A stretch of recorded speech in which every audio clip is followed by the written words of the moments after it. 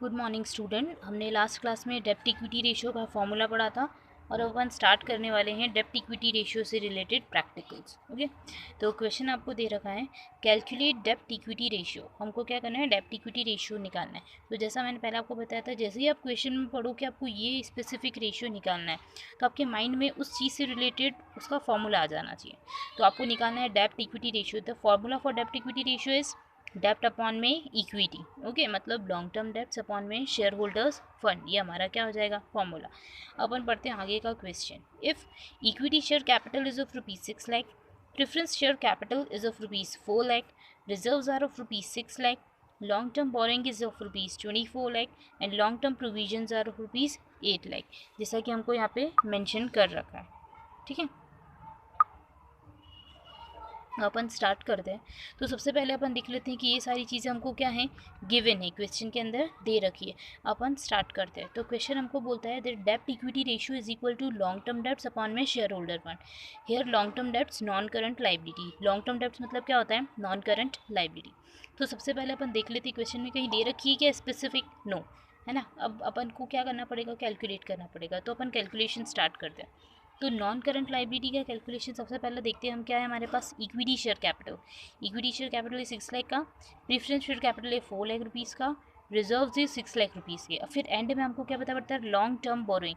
जैसे हमारे पास नाम आया क्या, लॉन्ग टर्म, इट मीन्स ये चीज़ मोर देन 1 ईयर की है, तो फिर ये हमारे लिए क्या हो जाएगी, बोरोइंग हमने 1 साल से ज़्यादा के टाइम के लिए ले रखी है। इट मीन्स ये हमारे लिए कौन सी हो जाएगी, नॉन करंट लाइबिलिटी। फिर आगे आया long term provision of ₹8 lakh, मतलब ये भी हमारे लिए क्या हो जाएगी, मोर देन 1 अकाउंटिंग ईयर का। तो इसको अपन किस में कंसिडर करने वाले हैं, नॉन करंट लाइबिलिटी के अंदर।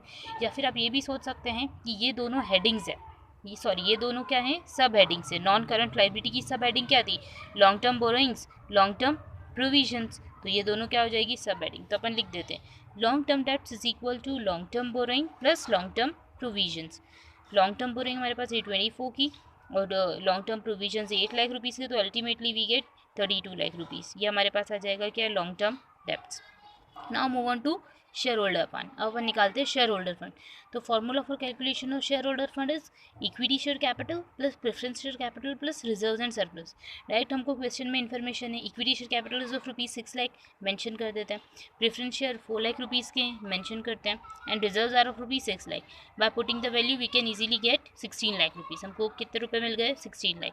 Now we have long term debts and share holder fund, तो अपन इनको रख देते हैं और वैल्यू निकालते हैं। तो long term debts is equals two of ₹32 lakh, share holder fund of 16 lakh.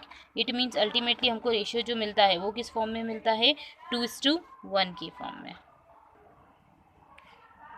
Student अपन देखते हैं सेकेंड क्वेश्चन।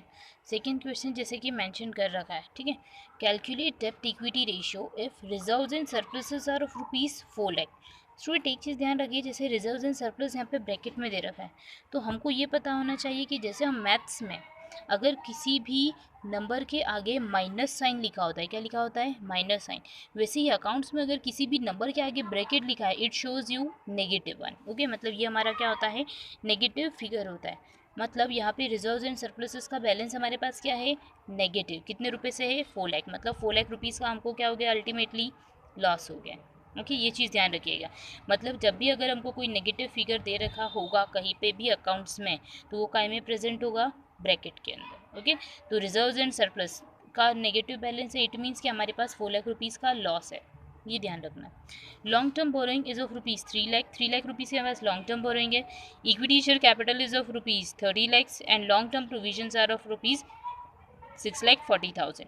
अब अपन को वापस से निकालना है डेब्ट इक्विटी रेशियो, तो अपन फॉर्मूला लिखते हैं, डेब्ट equity ratio is equal to long term debts upon में शेयर होल्डर फंड।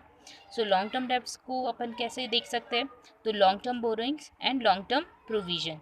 सीधी सी चीज़ आप ये ध्यान रखिएगा, जो भी चीज़ लॉन्ग नेचर में है, किसमें, लॉन्ग, मतलब जिस चीज़ के आगे, जिस भी स्टेटमेंट के आगे जिस वर्ड लिखा है लॉन्ग, इट मीन्स वो किसका पार्ट होगी, नॉन करंट लाइबिलिटी का।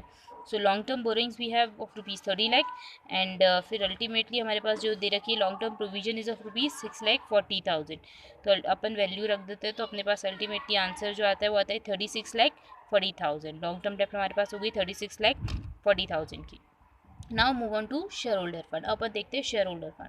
तो शेयर होल्डर फंड का फॉर्मूला होता है equity share capital plus preference share capital plus reserves and surpluses. Okay, तो अपन को क्वेश्चन में क्या क्या दे रखा है, तो we have equity share capital of rupees 30 lakhs. 30 lakh की हमको क्या दे रखी है, इक्विटी शेयर कैपिटल। अब हमारे पास प्रेफरेंस शेयर कैपिटल तो है नहीं, तो अब अपन इसको क्या अज्यूम कर लेते हैं, जीरो। एक चीज़ ध्यान रखिएगा, जब भी कोई इन्फॉर्मेशन नहीं दे रखी है it means you have to assume it as zero. आपको उसको क्या अज्यूम करना है, जीरो। फिर रिजर्व्स कितने रुपए के हैं, 4 लाख। अब स्टूडेंट ये हमने पढ़ा था कि ये तो ब्रैकेट में है, इट मीन्स नेगेटिव फिगर है, तो we have to mention it as a -4 lakh rupees. हमको क्या मेंशन करना पड़ेगा, माइनस में 4 lakh rupees. Is it clear. अगर ब्रैकेट नहीं होता तो हम +4 लाख अज्यूम कर दे, तो हमने इंटरनल यहाँ पे क्या लिख दिया है, -4 लाख रुपीज़, क्योंकि ये फिगर माइनस में। फिर हम देखते हैं तो 30 लाख बाहर प्लस है रूल के अकॉर्डिंग जैसा बोलता है, और यहाँ पे है माइनस, तो plus minus minus minus of rupees 4 lakh. तो 30 लाख में से 4 लाख गए तो रिमेनिंग बचा हमारे पास 26 लैक्स। ओके, तो अपने पास शेयर होल्डर फंड भी आ गए। We have long term debts also, तो अपन निकाल लेते हैं डेप्ट इक्विटी रेशियो। तो डेप्ट equity ratio would be long term debts upon share holder fund, मतलब 36 lakh 40,000 divided by 26 lakh. Ultimately you can easily get 1.4:1, मतलब हमारे पास रेशियो जो है वो क्या हो जाएगा, 1.4:1। अगर हम बात करते हैं कि हमने हमारे कैपिटल में इन्वेस्टमेंट कैसा कर रखा है, तो हमारे पास 1.4 रुपये की क्या है, एक्सटर्नल लाइबिलिटी, और 1 रुपीज़ की हमारे पास क्या है, internal liability. This is the interpretation of your ratio, ये आपके रेशियो का इंटरप्रिटेशन है। Is it clear to you.